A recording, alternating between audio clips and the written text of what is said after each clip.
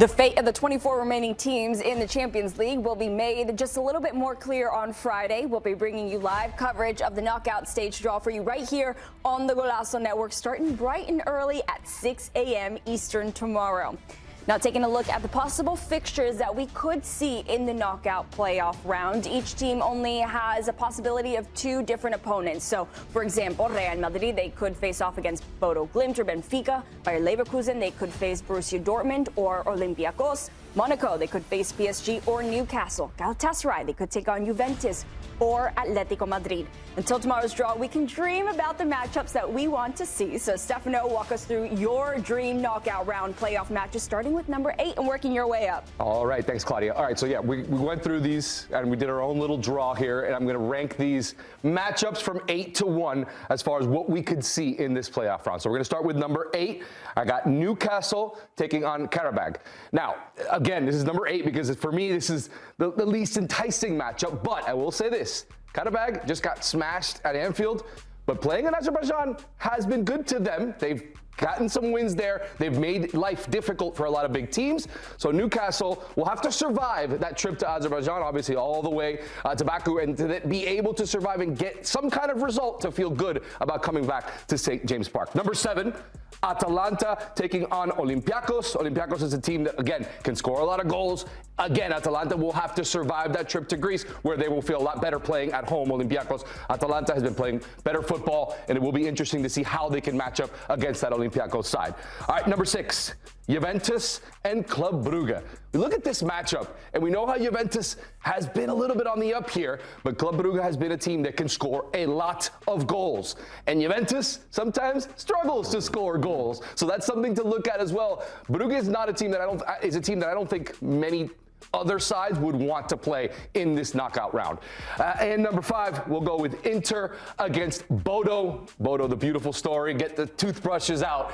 Inter, again, the best side for me in Serie A, most complete team top to bottom. But again, the trip to Bodo, not easy for anyone, as Manchester City just recently found out. What do you guys think about these first 4 from 8 to 5, Tony? I love this one up top. Bodo is obviously a clear story. I'm a Milan fan, so I'm rooting for Bodo in this anyway in the end. But, yeah, that'll be a fun matchup. It's been a difficult place to play. Remember last year, even in Europa League, Tottenham found it really difficult to go there and play as well. This one here, this Juventus Club Brugge, or Bruges, I know everyone uses different pronunciations. Score a lot of goals, don't give up a lot of goals, right? So that's a really interesting matchup. I like, same as you, I like Bodo Inter as well, and I just think the difference is they've got momentum. They've got real momentum, looking at their last 2 results. Newcastle as well. They're interesting to me, not just because they're a Premier League team, but they should have actually beaten PSG. Yeah. They had the chance. Harvey Barnes had right at the end.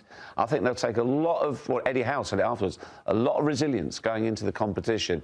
They are starting to believe in the Champions League as well. I also agree with Tony. Brugge, they score a lot of goals, but Juve don't give up a lot of goals. So that's an interesting matchup. Yeah, something we'll have to give in that matchup for sure. Yeah. It'll be interesting to watch. All right, let's go to our top 4 dream matchups here for the playoff round. Number 4, Atletico Madrid and Galatasaray. It's Atletico Madrid side. I can't figure them out. No. Sometimes they go out and look fantastic and then have moments like they did yesterday to Bodo. And again, it's a team that can come out sometimes and say, okay, they can dominate Galatasaray, but we know that the stars that Galatasaray have, and playing in Turkey is never easy for a roadside. So this is an interesting one for you. Jeff, what do you think about this one? Home advantage, second leg for me. That's what we'll does put them over the top. Yeah, I'd hate to be going there. Now, if Galatasaray win their first leg 2-1 at home, depends by how many. Okay, let's say they win by 1 goal in Turkey, going back to Madrid. How would you feel about Atletico's chances? I'd still fancy them. Okay. I'd still fancy them. In their home stadium, I still think it can be done. But having said that, they just got beaten by Bodo in their own stadium. But it didn't have the same jeopardy, did it? Mm-hmm. That's fair. This is do or die time. Yeah, we expect Cholo Simeone to be in this position, right? And he's gotten years where he's pulled some things off, But both places, Istanbul and then going to Madrid, both stadiums are very difficult to play. I'd imagine both home sides come out with points in both of these matches. It's just a matter of what it looks like goal differential wise, or you know. Do you think as well, Tony, this is the type of tie where they will want to win the tie in the first leg? Try and post a score. Yeah, no question about it. I mean, they're talented enough. You start with Victor Osimhen, right? I mean, they've got enough talent to score goals, no question about it. Do you think they're going to want to take? They'll try, obviously they'll try to, but take a 2-goal lead there. Yeah, you have to. I think you have to. I think that of all the dream matchups that we have here, this one would have the most, how do we say, bleep-housery, to not say the bad word here, but I think that's the one where we'll see the most kind of dark arts, if you will. Oh, there's going to be enough there for a sewage work. That's what I'm saying. It'll be. Have you ever been to a game? Not in Istanbul. Here it's incredible. All 3 stadiums of the big clubs in Istanbul, they're all kind of constructed the same. It's just complete mayhem. It's incredible to watch. The crowd are going mad. They're chanting. It's fervour. The passion is extraordinary. It reaches fever pitch 2 hours before kickoff. That's great. I love it. All right, let's move on to number 3. We have a French derby, if you will. PSG and Monaco. I mean, we have to just ask for this rivalry between these two sides. PSG obviously will be favored, but a domestic rivalry could make this match interesting. If Monaco cannot, in that first leg, not allow PSG to just run riot, maybe we can get some kind of drama. No drama for you? Not seeing it. PSG's they're obviously one of the most talented sides, Tony, but they have been a bit inconsistent. Yeah, but if you remember last year, it was January when all of a sudden they turned it on in Champions League. And by February, we all had them as going to the finals of Champions League. Yeah, they could do that again now. Yeah, that's fair. Number 2, we stick with the kind of domestic rivalry, Dortmund and Leverkusen. I mean, that's a fantastic matchup here. 2 teams that Dortmund been very good defensively, obviously couldn't score goals in this last match day. Leverkusen is a team that has been playing a lot better as well. What do you guys think? Does it affect this competition, having 2 teams from the same domestic league play each other in this knockout stage? I mean, yeah, you have to, right? It's going to happen sometime, It's going to, I was never a big fan of you don't play a team in your country. Like, at some point, if you want to win Champions League, right, it's the toughest competition in the world. I mean, this Dortmund going to the yellow wall, always difficult to play. We saw a couple years ago a team that we didn't think was going to get to a Champions League final actually got to a Champions League final. Can they do it again? I don't think they're that strong. Still second place in the Bundesliga right now. This was a story, I think, more for 2 years ago than it is now, but still have talented players. But I would, if I were picking this, Dortmund would be my pick in this one. I also think as well, when you look at the pictures of the Monaco Stadium yesterday, it's half empty, it's flat. No. It's just, there's no... The fans can't get up for that. Yeah. So both legs of that will be fiercely contested, and there'll be a fantastic atmosphere.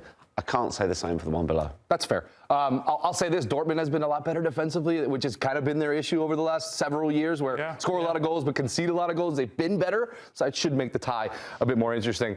Number 1, we just saw a classic just yesterday. Why not give it to us again? Real Madrid and Benfica. I'll tell you this, I have a lot of friends that are fans of Real Madrid, and after that match yesterday, they said, I don't ever want to face a Jose Mourinho side ever again. Well, we want it again. The storyline writes itself, right? Yep. We will revisit that goal a million times in the pregame, and we will revisit Jose Mourinho and his entire, career and his time at Real Madrid, and then Real Madrid being the team that's won this competition the most, and the superstars. I mean, that is absolutely number 1. You agree? I just think tactically, going into it, does he play Trubin up top? It's a legitimate question after what we saw yesterday. Look, I think the team sheet comes out up top. Off the top as the number 9. Look, you said the storylines kind of write themselves, but this is a massive opportunity for Benfica. If they do get Real Madrid, they have the confidence that they just scored 4 goals on them. Jose Mourinho, we know in this competition, he's special, the special one. You know he can do it again. And being that he's a former manager, he will get an interesting reception going back into the Bernabeu. So it will be, just like you said, the storyline's all right reception. I like the way you phrased that. Yeah, you could equally argue they've poked the bear. And they could have, they'll be angry. Good point. They will be angry, but I don't know. Has that made a difference with Real Madrid this season? I'm not really sure if it has. Thanks for watching this video from Morning Footy. For all news and insights regarding leagues around the world like EFL, Serie, and all UEFA competitions, both men's and women's, don't forget to sign up for Paramount+.